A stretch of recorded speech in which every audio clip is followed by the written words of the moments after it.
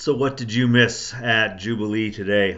Well, this being the first Sunday of March break, you might have expected to miss a somewhat empty church, but no, not at all. An excellent and enthusiastic turnout this morning. And this morning we had prayers of confession and prayers for peace and understanding. We spent a lot of time in prayer today. And we heard Paul's letter to the church in Ephesus and heard about grace. And we heard Jesus in John's Gospel talk about the time that Moses raised the snake up high. And then we read from Numbers to hear that actual story about Moses and the bronze snake, because that story seems peculiar. I mean, certainly we can read that as some kind of foreshadowing, almost a prophecy of Jesus' own crucifixion, raised up on the cross like the bronze serpent is raised up on the stick, and the idea that looking up at it provides healing. But it's a peculiar story on its own. One we might be tempted to skip over, except that Jesus mentions it. And when Jesus mentions something, you want to pay attention. So that's what we did today. We tried to pay attention to that story and wonder what's going on. We wondered about creating such an idol with apparent magic powers and how that seems an odd thing. We wondered about the idea of it being a prophecy or a harbinger, foreshadowing of Jesus' crucifixion. We wondered about the snake as a symbol of healing or as a symbol of resurrection. And then I suggested that maybe we're not talking about a symbol at all. Maybe this is God's poetry. And God is saying, if snakes are biting you, then you need to look at the snakes. And you need to confront the snakes. Perhaps this is an invitation for us to recognize that God invites us to face our problems. Recognize them, not live in denial. Not as the Israelites did in the story, say, oh, God has sent them upon us as a punishment. Well, maybe there just happen to be snakes. It's very convenient when we believe that God has sent this to us as a punishment. Then there's nothing we can do about it.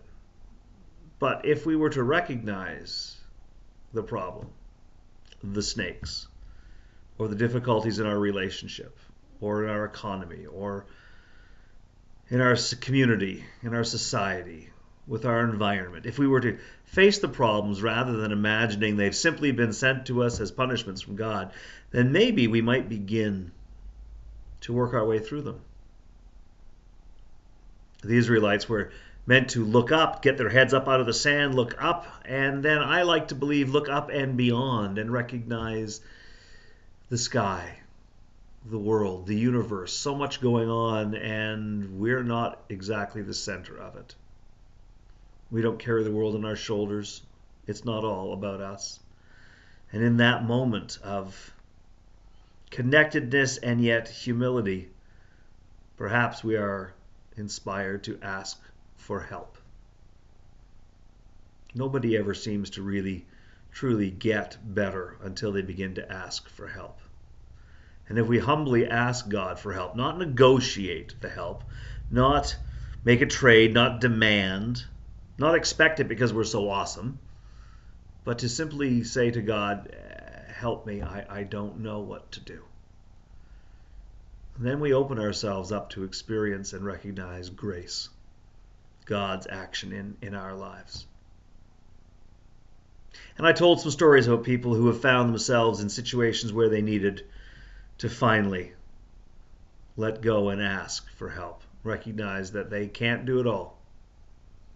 And in that, they have discovered God's presence. And so we open ourselves up for grace. So that's really what we did today. We spent a little time being graceful.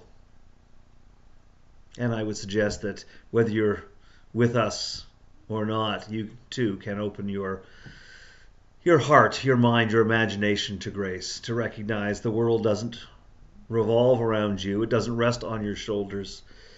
but you are an important part of the world. You're an important part of creation. You are loved by God, and to simply ask the one who loves you for help, well, that's the beginning of real change. That's how we open ourselves to grace. That's what we talked about today at Jubilee, and hopefully we'll get to see you next week. God bless.